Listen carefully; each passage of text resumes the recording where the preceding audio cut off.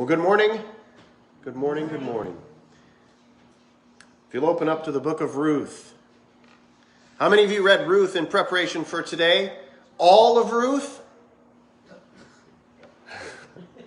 All of Ruth. Ruth is a wonderful book, isn't it, June? Yes. Yes, it is. It's June's favorite book. This is not why we're doing it, but it's her favorite book nonetheless. That and Revelation. That and Revelation, that's true. So, today, introduction to the book of Ruth. We're going to go through this. We're going to fly right over the top of it like an airplane. We're going to look and see all we can see about the book of Ruth before we get started on chapter 1 next week.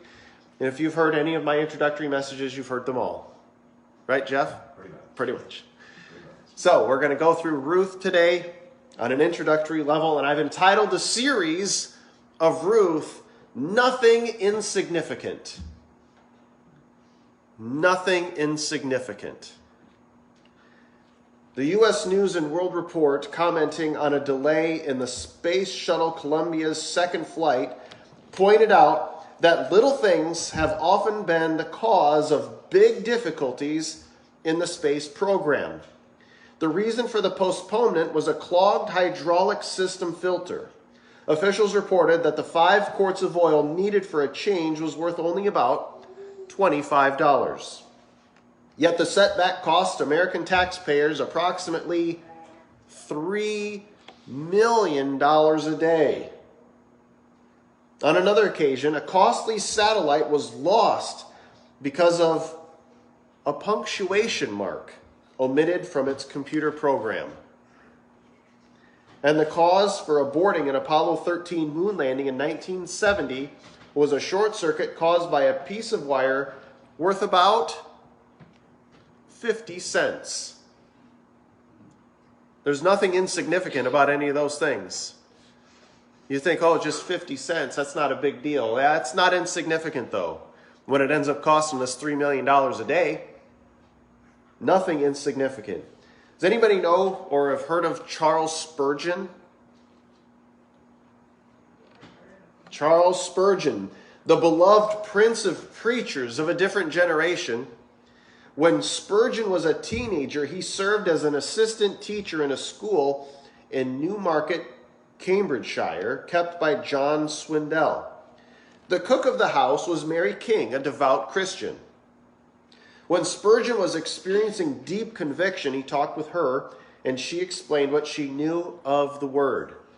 Spurgeon wrote, "From her I got all the theology I ever needed." Mary King is one of those forgotten heroes of church history who influenced such a mighty man of God.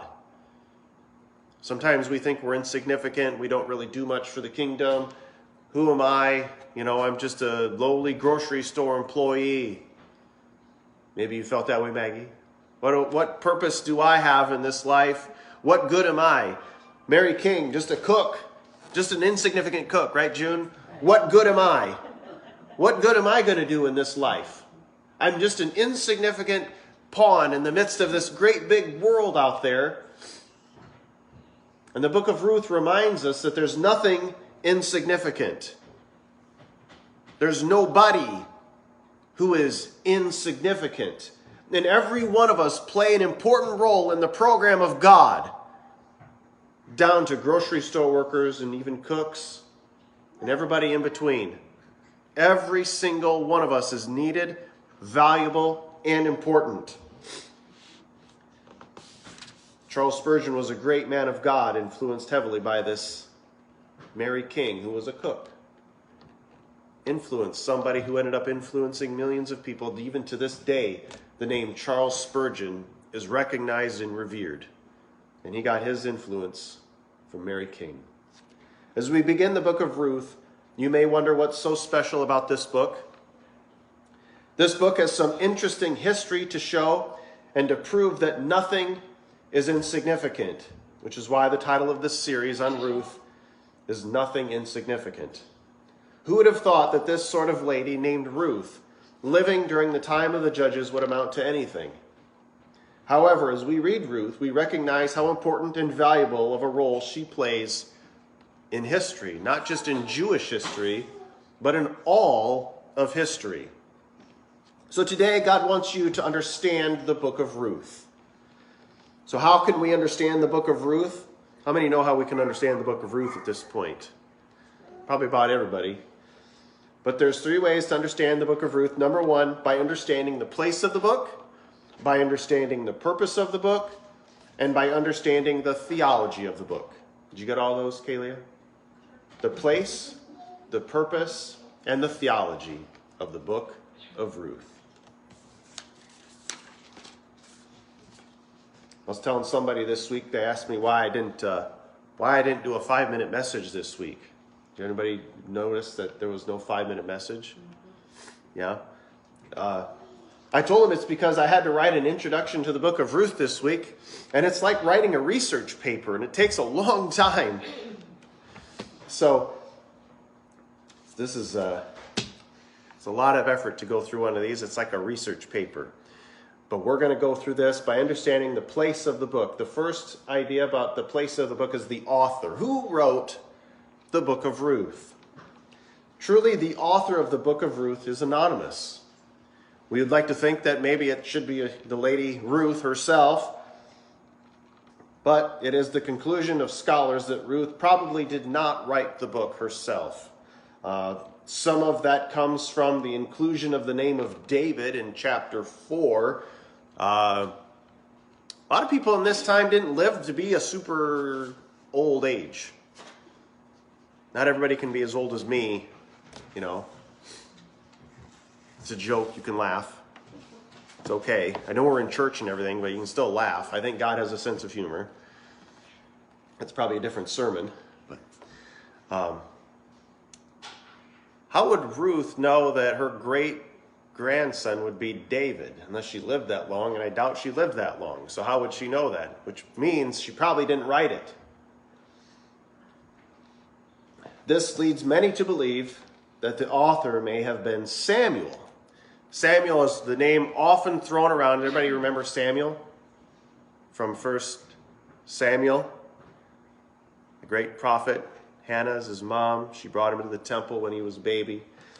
This man, Samuel. Although other potential authors have been offered, but no other evidence exists to suggest that any of these names are the actual author of the book. It is truly anonymous. What about the audience? What about the audience of the book? To whom was the book of Ruth written? The audience of the book of Ruth is not listed or named either. We don't have many clues as to whom this book was intended. However, the most obvious answer would be the Jews, but we can't be much more specific than that. Although the book of Ruth is read annually by Orthodox Jews on the Feast of Pentecost, and you know, Pentecost was not too long ago.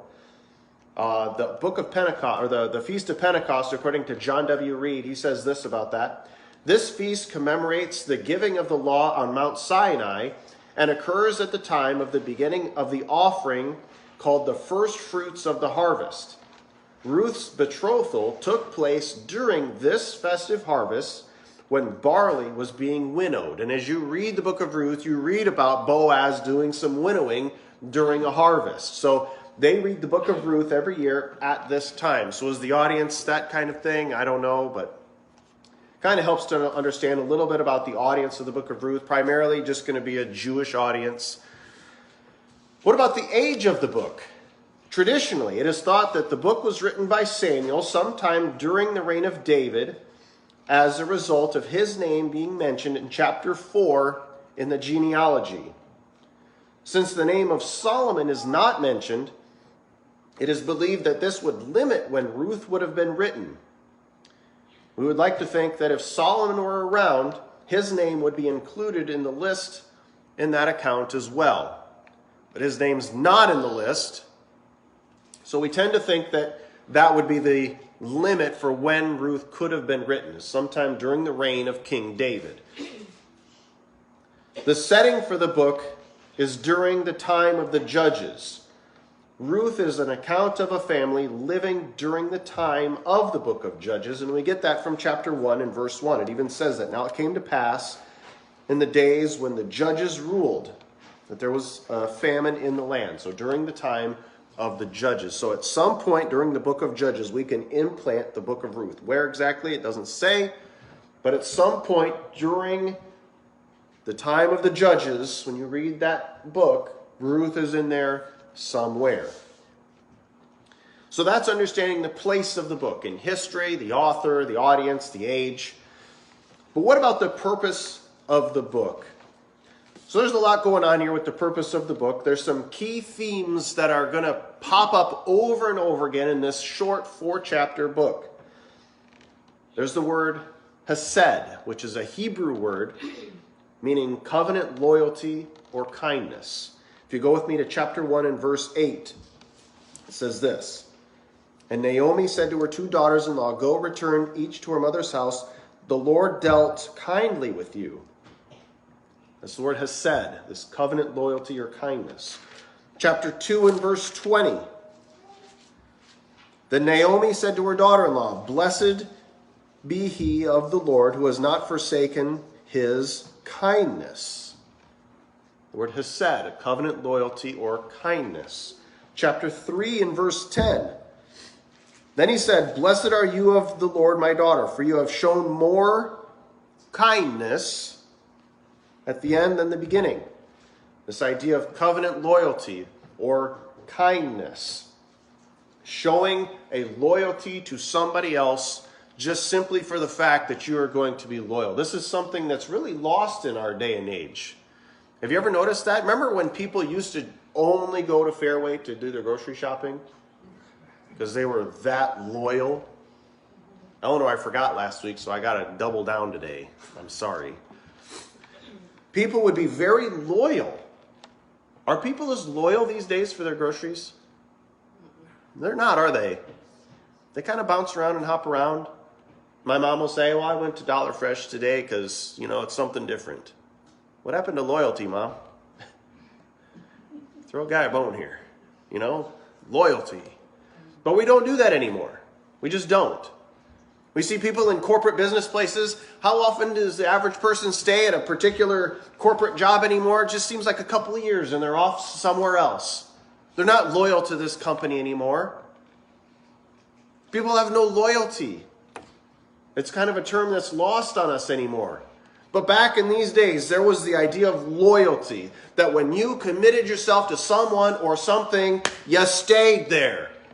You stuck it out. We've kind of lost that in a lot of ways in our culture. This idea of loyalty. And Ruth is all about this loyalty, hesed, covenant loyalty or kindness. And it's going to come up. We shared 3 verses. It's in way more than just 3 verses. If you read Ruth this week for yourself as you prepare your heart and your mind to go through all of Ruth in the coming weeks, try to find all the different places where it says kindness like this.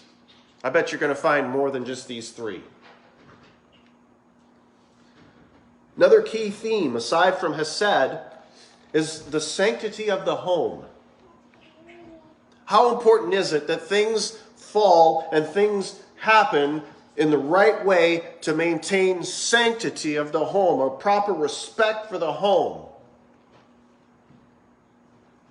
As you read Ruth, try to figure out, is there some sanctity of the home that's being talked about?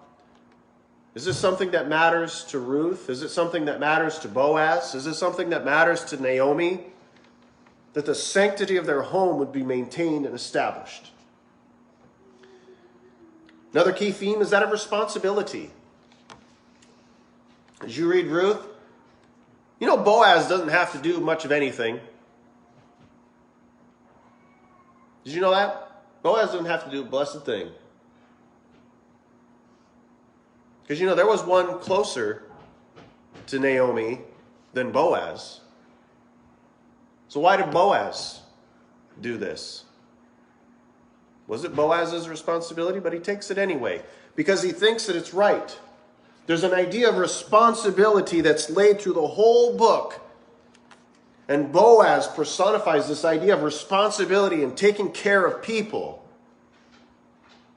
And as you read Ruth this week, I want you to try to find all the different places where responsibility, where the groundwork of responsibility has been laid throughout this book.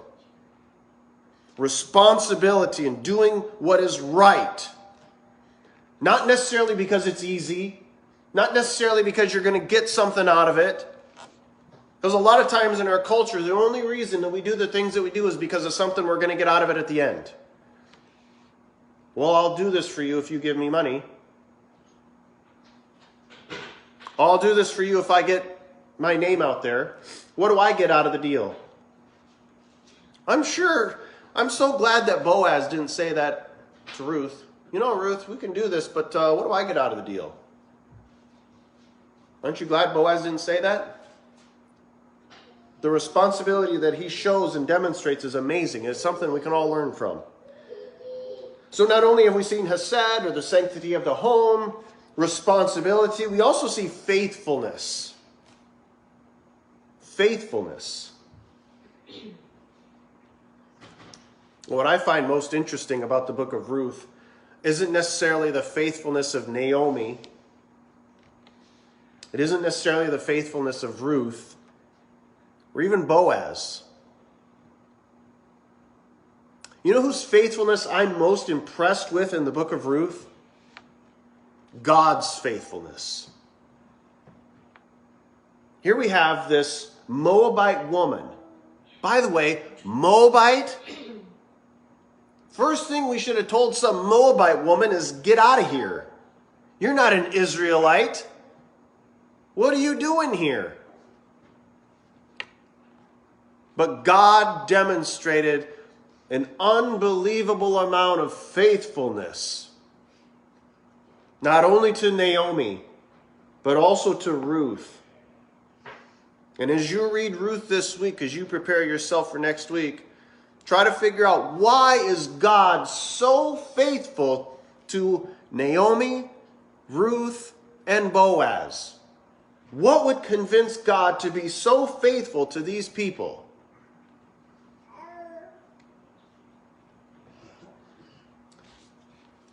Another key theme is godliness. Keeping God centered and focused and doing what is right for Him. Another biggie, used 20 times in this 4-chapter book, is the idea of redemption, or the idea of a kinsman redeemer. 20 times in 4 chapters, this idea of redemption or a kinsman redeemer is used. 20 times. That's 5 times on average per chapter. That's a lot of times.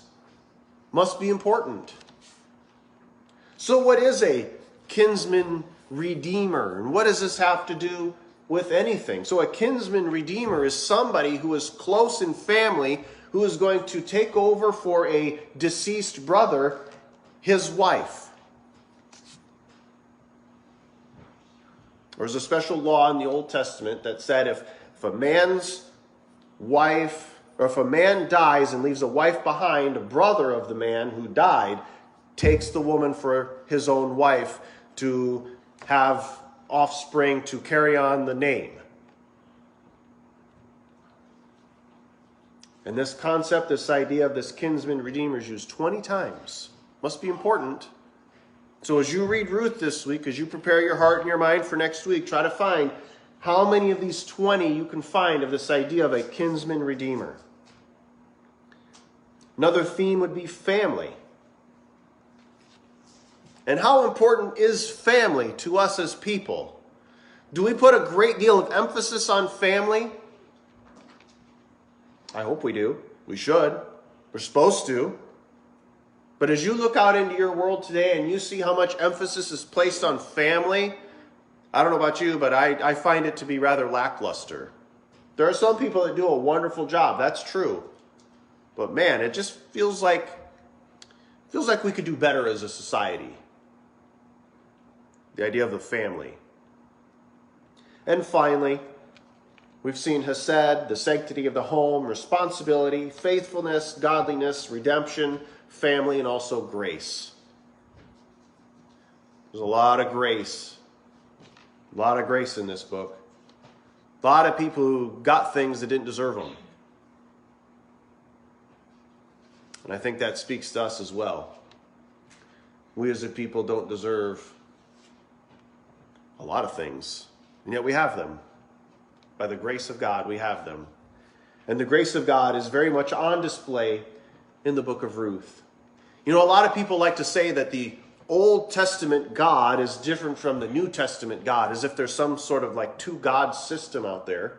You ever heard this before?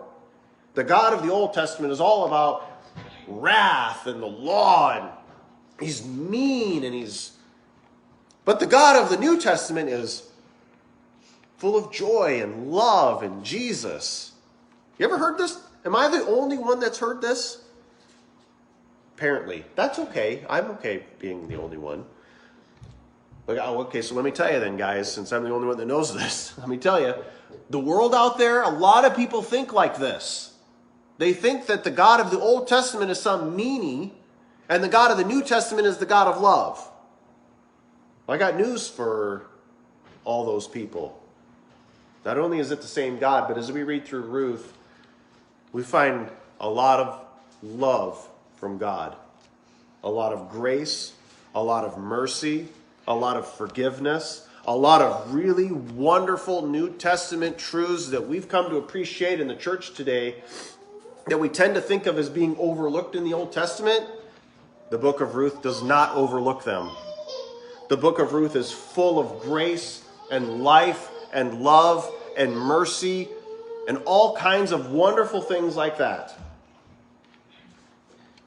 So those are some key themes as we try to understand the purpose of the book. But go with me, if you will, to chapter 1, verses 16 and 17.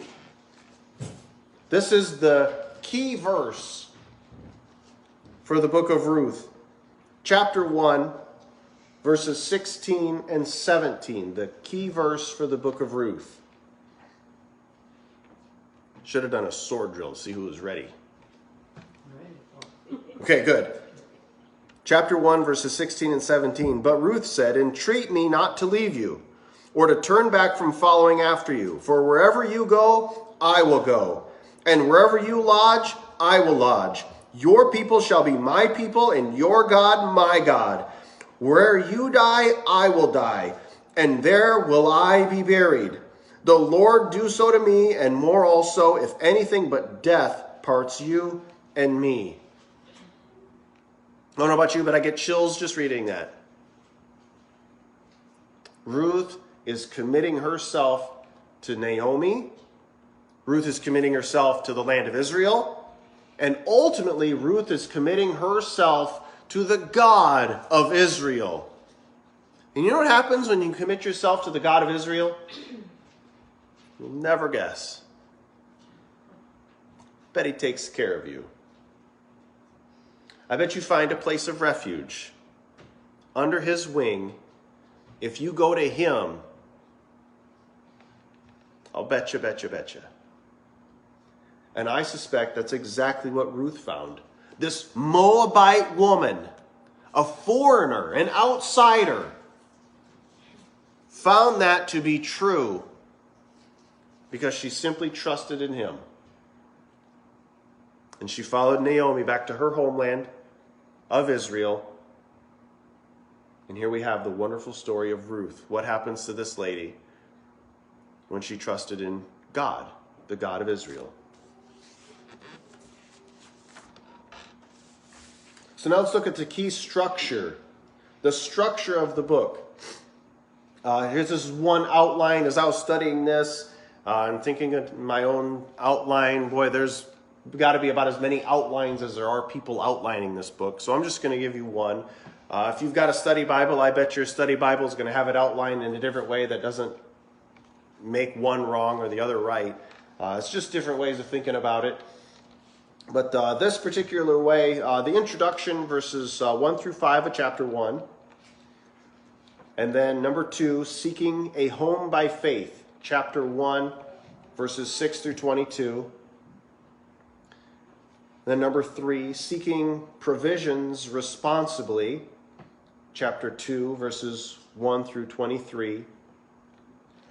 And number 4, seeking redeeming love, chapter 3, verses 1 through 18. And then number 5, seeking redemption's loving rewards. Chapter 4, verses 1 through 13. And then a conclusion, chapter 4, verses 14 through 21. Again, that's just one way of handling the outline. There's plenty of different outlines out there. I can't even promise I'm going to use this one as we go through this. Just one way of trying to understand the book. And lastly, understanding the theology of the book. The book of Ruth has some wonderful theology in it. Sometimes we like to think that the Old Testament just doesn't have too much theology to it. There's not a lot of meat there, we like to think. But I've got news for you. Ruth has some wonderful, deep, and rich theology. It is so jam-packed with theology. So let's start to think about this. Bibliology is the study of the Bible. And the book of Ruth has a lot to say about the Bible. There seems to be an understanding of Old Testament laws and structure in the book of Ruth. As you read Ruth, the reason that they're doing so many of the things that they're doing is because they understand some writings of the Old Testament. For example, the Deuteronomic law of the levirate marriage, where when the wife survives a deceased husband and the brother marries the wife, that's from Old Testament law in the book of Deuteronomy. Well, where did Ruth and Naomi get this? If they didn't believe that the Old Testament was real or true or available, how did they ever get this? They had to get it somewhere. So they must have had something, and they must have believed it. They must have thought it was true. Sometimes I wonder if they believe and knew it more than some of us who have this collecting dust on a bookcase. They didn't have this, and yet they knew it, understood it, and followed it.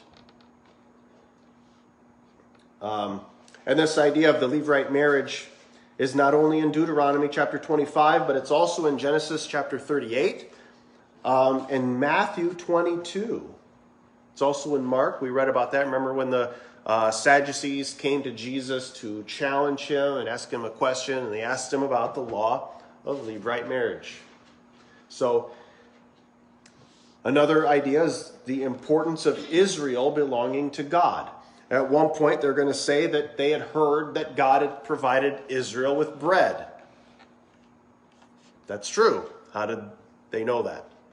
You ever wonder how people know things? How did they know that? They had to have read it somewhere or heard it or from somebody that had read it or something. I don't know what their chain of command was, but somehow they got it.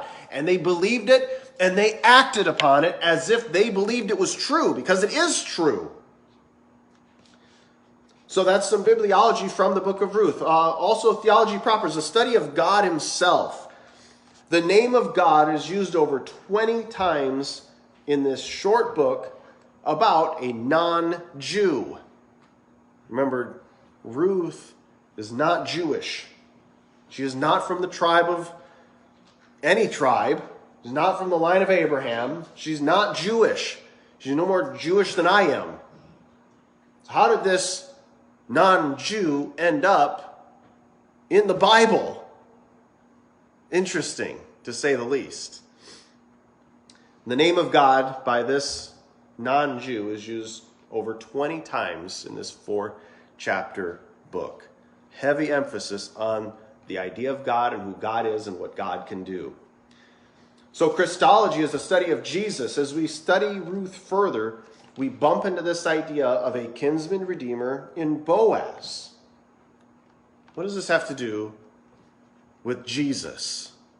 I've told some of you that Ruth is very heavily Christocentric and centers around Jesus. And did you wonder what I meant by that? Like, what does Jesus have to do with Ruth? Anybody pick up on that? Anybody know that? It's the lineage. It does have to do with the lineage. Jesus also acts as our kinsman redeemer. Did you realize that? Jesus paid a price for me in order to take me as his own. I had a debt that I couldn't pay. Do you know what that is? Starts with the letter S. Sin. You know, the thing that takes you further than you want to go, costs you more than you want to pay, and keeps you longer than you want to stay. You know that thing, sin? I had a sin debt. Bounty on my name for all of my sin. And I couldn't pay it. There's nothing I can do. I can go to church a lot. That's true. Get some water sprinkled on my head. That's also true. I can do a lot of different things. I can give some money, and that's great.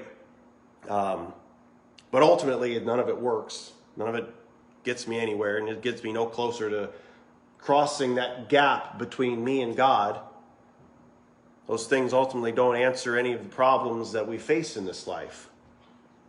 Because the problems that we face are not usually the problems that we face. It's kind of an old saying of mine. And the problem that we face isn't a lack of church attendance. And the problem that we face isn't a lack of baptisms.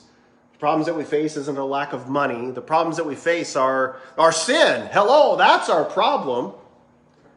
That's the problem. That's the issue that we need to deal with, is our sin. And Jesus comes as our kinsman redeemer to redeem us from the curse of the law. Did he have to do it? No. There was nobody up there in heaven with a gun pointing it at the head of Jesus saying, you need to go down there for those guys and gals down there. No, that didn't happen. Why does he do it then? Out of love, grace, kindness, mercy. You name 100 reasons. But none of them were forced. And as we think about Boaz in claiming Ruth, was there somebody with a gun saying, Boaz, you better... No. Why did he do it? Out of love for Ruth, compassion, kindness, grace, mercy, gentleness. Some really good reasons. And just as Boaz demonstrates to Ruth this idea of a kinsman redeemer and redeeming her from the situation and the predicament that she found herself in, Jesus comes as our kinsman redeemer to reclaim us from the bondage of sin that we are in. It's a parallel in that way.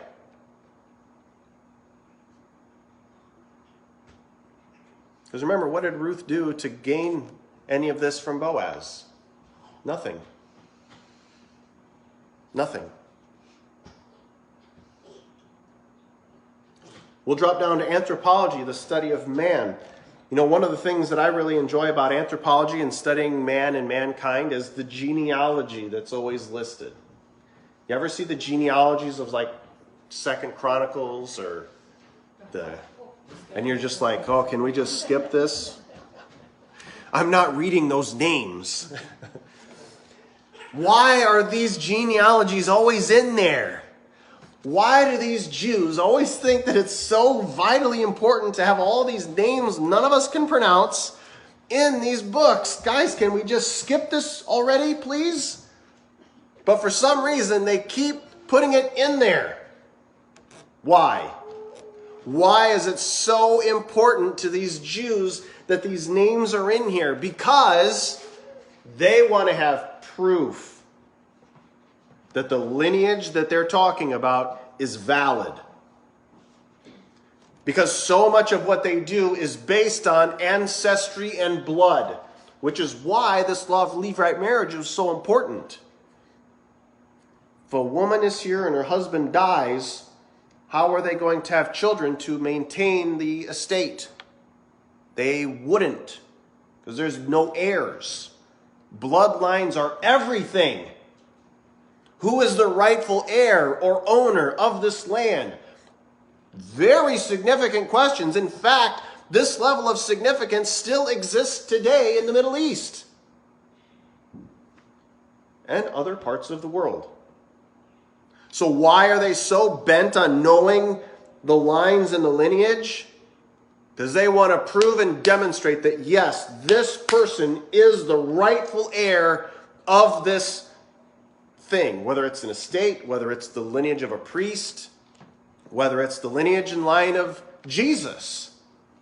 Is Jesus really the heir of David? Well, if we knew his lineage as well as some of us know our lineage, we'd have to say, well, I think so, I hope so, maybe, probably. I know I like to do genealogy things. When Jeanette was here for Christmas one year, she got me an Ancestry DNA kit. And I really liked that. That was really cool. You know, I kind of get into that stuff.